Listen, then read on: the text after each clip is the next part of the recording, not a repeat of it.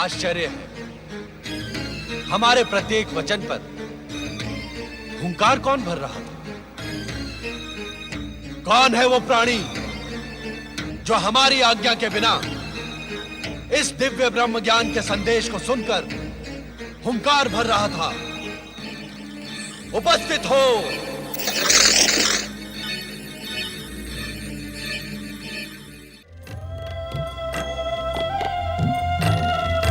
स्वामी, आपके संग रहने पर समय का पता ही नहीं चलता। गगन विहार करते करते पूरी रात्रि बीत गई। देवी पार्वती, पूर्व दिशा से उगने वाला आज का सूर्य आपके लिए ब्रह्म ज्ञान का महान संदेश लेकर आया है। तो क्या ब्रह्म ज्ञान मुझे आज ही मिलेगा? हाँ देवी, हमने निश्चय किया है कि इन्हीं हिममणित पर्वत श्रेणियों के एक हिम पाषाण कंदरा में हम तुम्हें वो ब्रह्म ज्ञान प्रदान करेंगे जिसे पाने की आकांक्षा में विगत कई दिनों से तुम्हारे हृदय में द्वंद्व चल रहा है।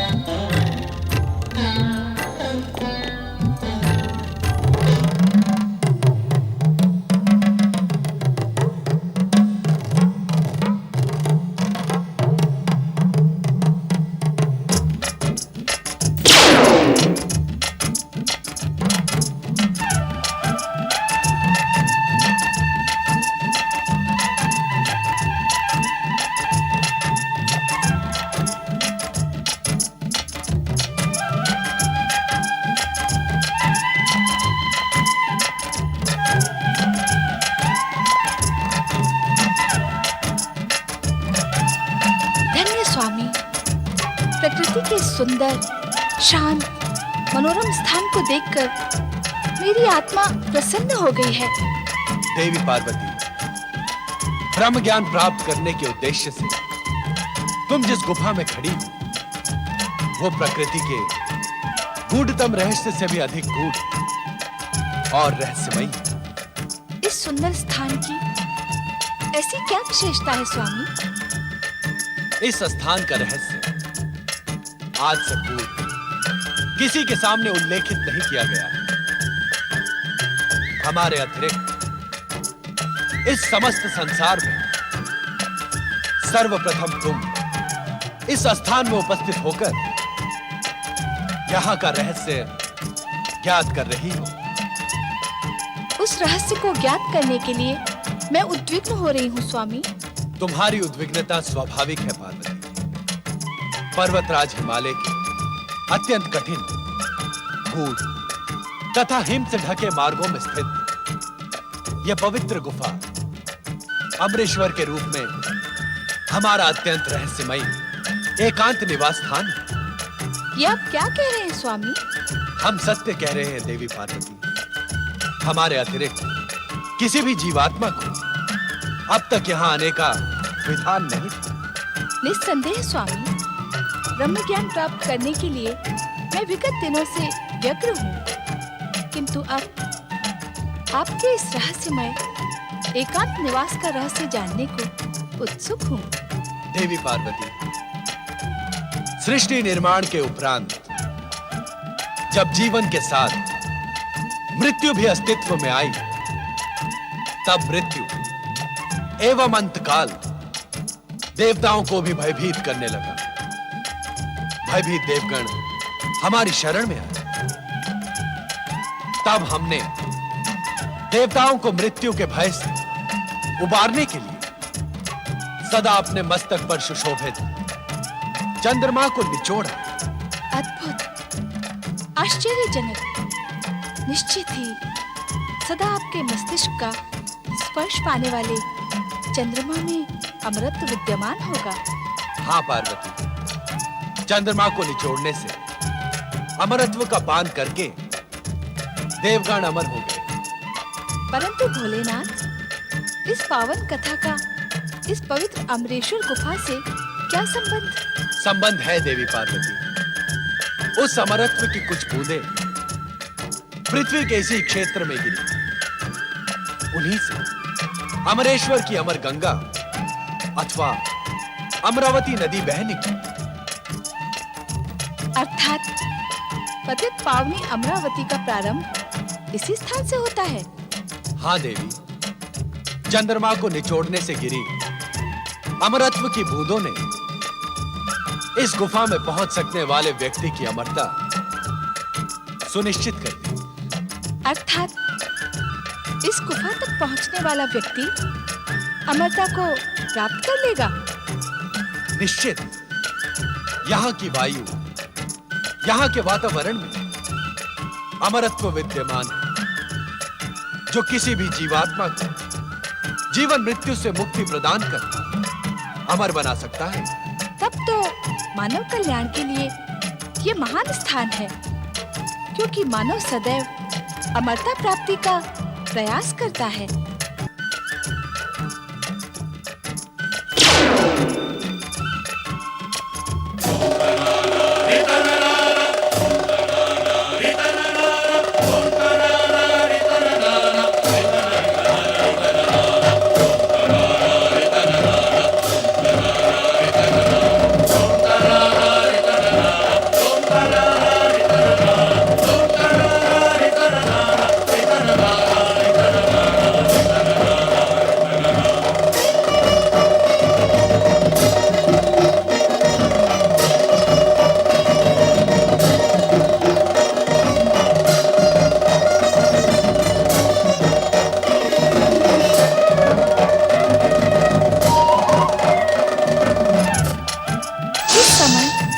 डमरूनाथ क्यों स्वामी?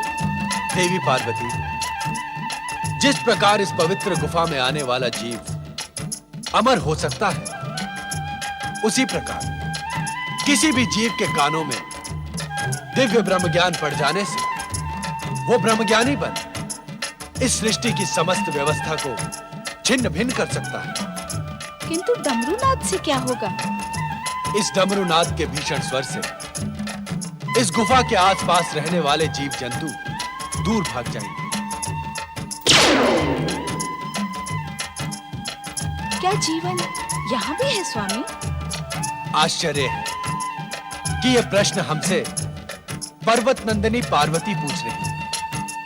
देवी, जीवित रहने की आकांक्षा जीवात्मा को कहां-कहां ले जाती है, यह जानकर आपको अपार आश्चर्य होगा। आश्चर्य तो मुझे इस गुफा को देखकर भी हो रहा है स्वामी। हम इसी आश्चर्यचकित करने वाले स्थान पर आपको ब्रह्म ज्ञान का अमर संदेश प्रदान करेंगे। इसी कारण भविष्य में यह गुफा अमरनाथ धाम के रूप में प्रसिद्ध होगी। जय अमरनाथ धाम। आज हमारे प्रिय मास श्रावण की पूर्णिमा है। आज के दिन जो श्रद्धालु शिव भक्त हमारी प्रेरणा प्राप्त कर यहाँ हमारे प्रतीक शिवलिंग के दर्शन करेगा, उसे अमरता के साथ ही साथ वैसा ही दिव्य ज्ञान प्राप्त होगा जैसा अब हम तुम्हें प्रदान करेंगे। अर्थात क्या अब प्रत्येक वर्ष श्रावण पूर्णिमा पर यहाँ आपका प्रतीक पूर्ण हिम शिवलिंग अवतरित होगा? हाँ देवी, आज से प्रत्येक वर्ष श्रावण माह में चंद्रमा के बढ़ने के साथ ही साथ मेरा प्रतीक हिम शिवलिंग अवतरित होकर पूर्णिमा के दिन पूर्ण होगा तथा चंद्रमा के घटने के साथ ही अमावस्या तक मुझ में विलीन हो जाएगा।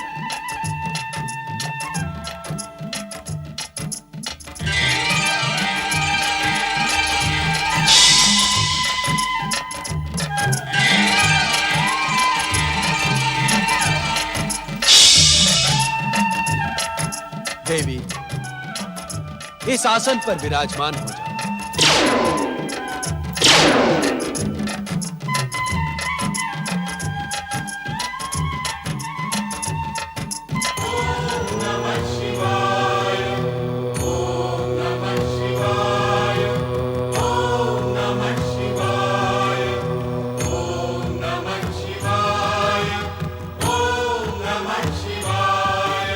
ब्रह्म ज्ञान की कथा अत्यंत रहस्यमय तथा कठिन है।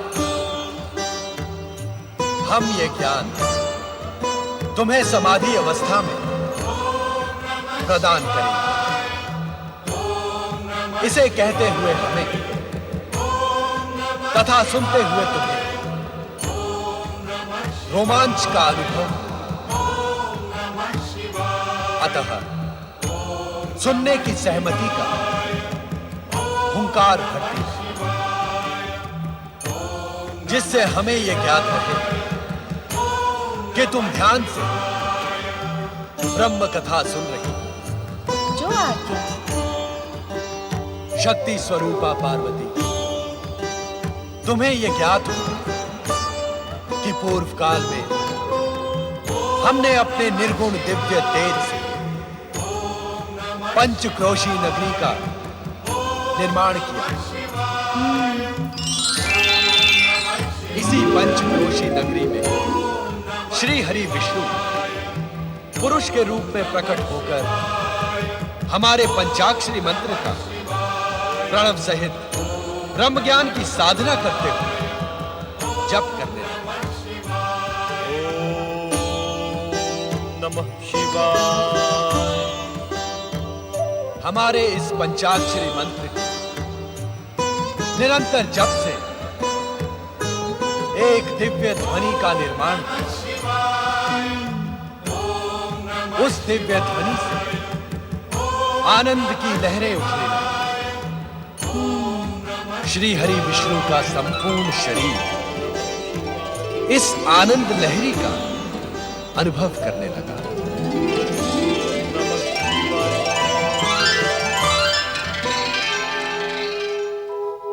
उनके शरीर से पवित्र ओमकारमय ध्वनि निकली।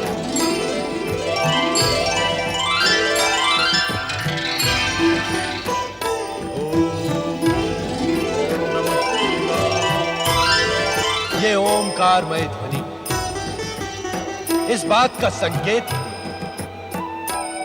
कि परम पुरुष श्री हरि विष्णु को ब्रह्म ज्ञान का साक्षात्कार होने लगा था। यह ब्रह्म ज्ञान शिव का स्वरूप है। जो जीवात्मा मुझ परमात्मा स्वरूप के इस ब्रह्म ज्ञान को अपने हृदय में स्थित देख ले, वो साक्षात हमें अर्थात शिव तत्व को प्राप्त कर ले। देवी पार्वती लोक कल्याण तथा निरंतर शिव भक्ति में प्रयत्नशील शुद्ध आत्माओं,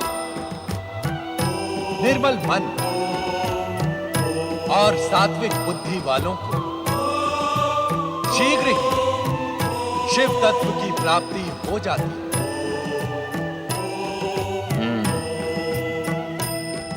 सृष्टि के कण कण में शिव तत्व की अनुभूति,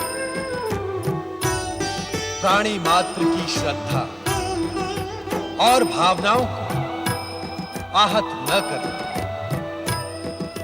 तथा संपूर्ण संसार को शिव की रचना मानने वाली जीवात्माओं को शिव ज्ञान की प्राप्ति हो।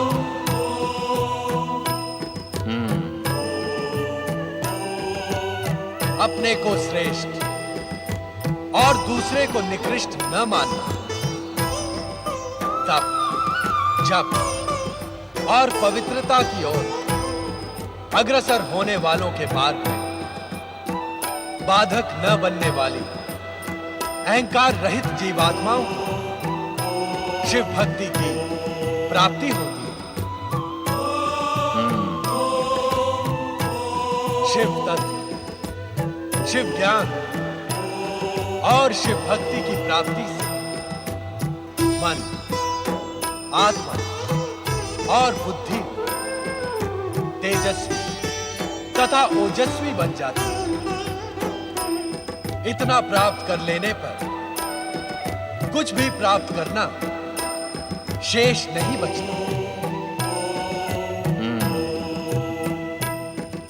शिव तत्व शिव ज्ञान और शिव भक्ति को प्राप्त करने का एकमात्र मार्ग है शिव चरणों में अपना जीवन समर्पित कर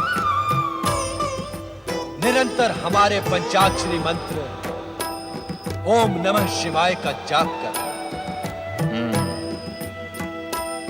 हमारे इस पंचाक्षरी मंत्र ओम नमः शिवाय में संसार का सर्वश्रेष्ठ ज्ञान समाहित है।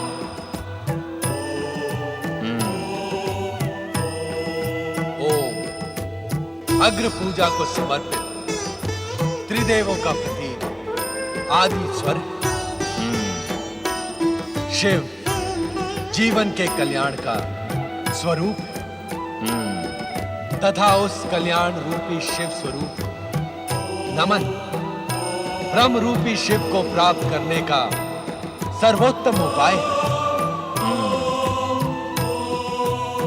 यही ब्रह्म ज्ञान का सत्य है, यही शिव की सुंदर रचना है।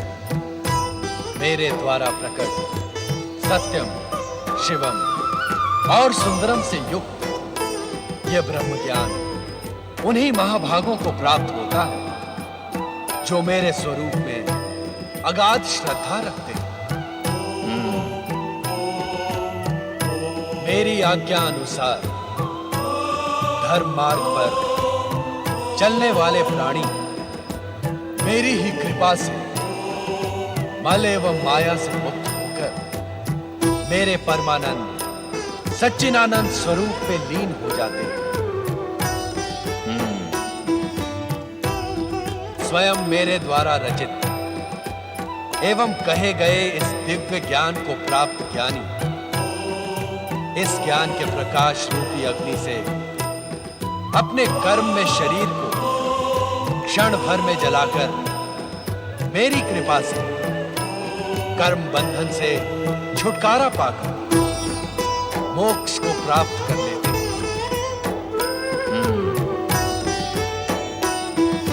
तब इस सृष्टि का गोपनीय से गोपनीय रहस्य भी उसके सम्मुख रहस्य नहीं रह जाता, कारण कि वो स्वयं शिव तत्व प्राप्ति का प्रतीक बन जाता है। यही है परम दिव्य ब्रह्म ज्ञान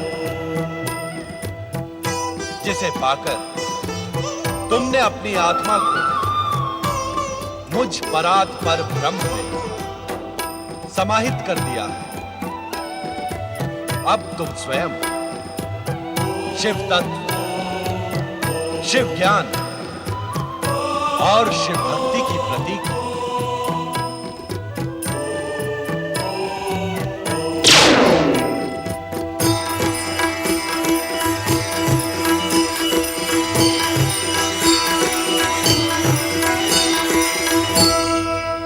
परंतु देवी पार्वती ब्रह्म ज्ञान प्राप्त कर सकें इससे पूर्व ही निद्रा मग्न हो जाती है और उनके स्थान पर श्रापित कबूतर रूपी ध्रौम्य ब्रह्म ज्ञानी हो जाता है। कबूतर रूपी ध्रौम्य को ब्रह्म ज्ञान की प्राप्ति हुई, ये भी विधि का ही विधान था। माता पार्वती को सुअवसर मिलने के पश्चात भी ब्रह्म ज्ञान का ज्ञान न होना भी संभवतः शिवलीला का ही अंग था। ये भी अटल सत्य ही है कि इस संसार में जो कुछ भी घटित होता है वो महेश्वर शिव की इच्छा से ही होता है। ब्रह्म ज्ञान का ज्ञान देने के पश्चात कल्याणकारी शिव जब हिम शिवलिंग से बाहर पधारे तो देवी पार्वती को निद्रामग्न देखकर चकित रह गए।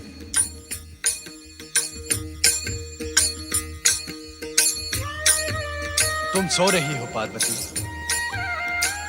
तुम अपनी निद्रा को रोक न सकी। परम शिव तत्व और ब्रह्म ज्ञान की प्राप्ति के स्थान पर तुम्हें निद्रा ही प्रिय लगी। आश्चर्य है, हमारे प्रत्येक वचन पर हुंकार कौन भर रहा था? कौन है वो प्राणी जो हमारी आज्ञा के बिना इस दिव्य ब्रह्म ज्ञान के संदेश को सुनकर हुंकार भर रहा था। उपस्थित हो।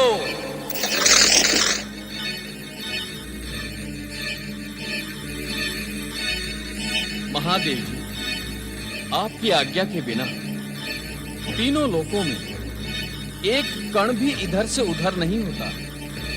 मुझे आपके डमरू नाद द्वारा इस स्थान पर पहुंचने का संदेश मिला। क्या आपकी इच्छा के बिना कपोत जैसा साधारण प्राणी इस भयानक शीत प्रदेश में एक क्षण में जीवित रह सकता है? इसके उपरांत भी यदि मैंने आपकी आज्ञा का उल्लंघन किया हो तो आप मुझे दंड दें भोलेनाथ। मैं पापी आपके दंड का ही योग्य हूं स्वामी। मन छोटा न करो ध्रुव। ये सारी माया हमने तुम्हें शाप मुक्त और ब्रह्म ज्ञान देने के लिए ही रची थी। ब्रह्म ज्ञान के लिए तुम्हारी पात्रता पहले ही निश्चित हो गई थी। अब तुम अपने गुरु के शाप से मुक्त हुए। ब्रह्म ज्ञानी ध्रुव ने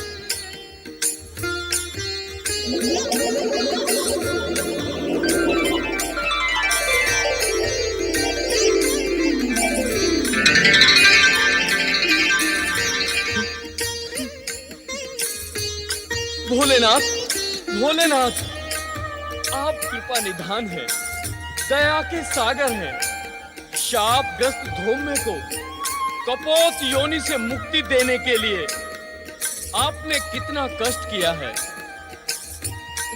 आप कैलाश से यहाँ आए। जय जय भोले भंडारी, जय शिव शंकर, जय जय शिव शंकर, जय जय शिव शंकर।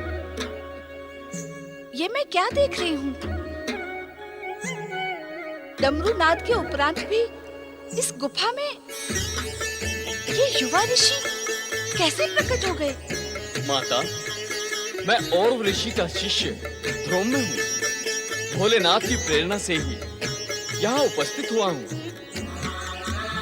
भोलेनाथ की प्रेरणा? हाँ माता, मैं शापग्रस्त ध्रुव कपोत बनन आकाश में उड़ रहा था। तभी मुझे भोलेनाथ के डमरू नाद द्वारा इस स्थान पर पहुंचने का आदेश मिला। माता, आज भोलेनाथ की कृपा से मेरा पुनर्जन्म हुआ है। अन्यथा कपोत योनि से मुझे मुक्ति कौन प्रदान करता? मैं समझ गई स्वामी।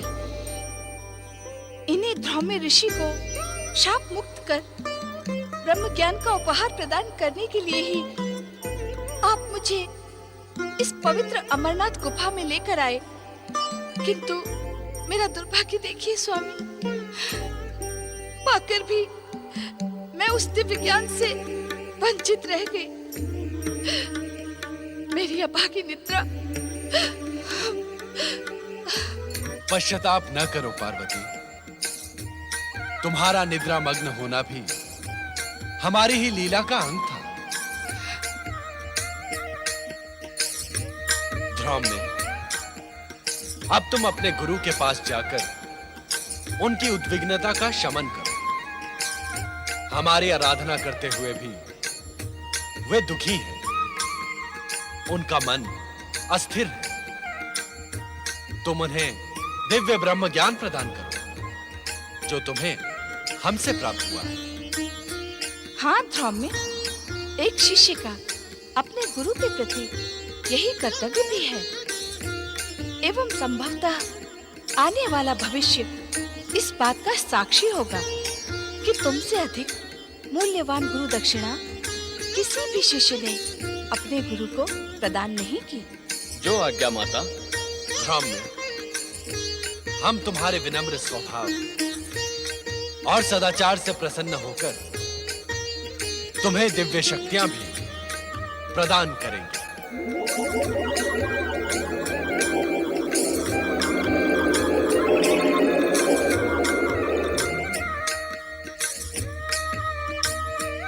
मैं आपकी इस महान कृपा के योग्य नहीं था भोलेनाथ। भगवान, अब मुझे आज्ञा दी जिससे शीघ्र अतिशीघ्र मैं अपने गुरु को विषाद मुक्त कर सकूं। ओम नमः शिवाय। स्वामी, क्या मैं अब भी ब्रह्म ज्ञान से वंचित रहूंगी?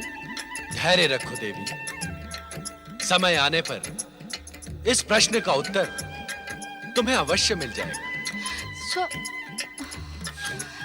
अपने मन की उद्विग्नता का शमन करो देवी। तुम्हारे मन में जो प्रश्न जन्म ले रहे हैं उनका निसंकोच उल्लेख करो। स्वामी, ये अमरनाथ गुफा आपके ब्रह्म ज्ञान प्रदान करने से ब्रह्म भूमि बन गई है। इसके शांत तथा आध्यात्मिक वातावरण ने मेरे मन को प्रफुल्लित कर दिया है। स्वामी, अब मेरा मन यहाँ से जाने को उत्सुक नहीं है। क्या हम इस स्थान पर अनिश्चित काल तक निवास नहीं कर सकते? तनिक अपने नंदी तथा अन्य शिव भक्तों के साथ ही उन प्रियजनों की भी चिंता करो पार्वती, जो अपने समस्याओं के समाधान के लिए हमारी शरण में कैलाश पहुंचते हैं। हमें कैलाश पर ना पाकर सभी भक्त एवं प्रियजन भी ब्रह्म ज्ञान के लिए प्रयत्नशील होंगे। इससे उन सबका कल्याण होगा। माँ के हृदय में ममता का ही वास होता है। जो ज्ञान तुम स्वयं प्राप्त न कर सकी, उसे अपने भक्तों को प्राप्त कराने के लिए कितनी ललायत हो तुम। तुम्हारी इच्छा का सम्मान करते हुए हम तब तक यहां निवास करेंगे जब तक तुम स्वयं कैलाश जाने की इच्छुक नहीं होती। किंतु क्या स्वामी? हम यहां इस रूप में न रहकर हमारे प्रति हिम निर्मित शिवलिंग में ज्योति स्वरूप में निवास करेंगे। जो आज्ञा स्वामी।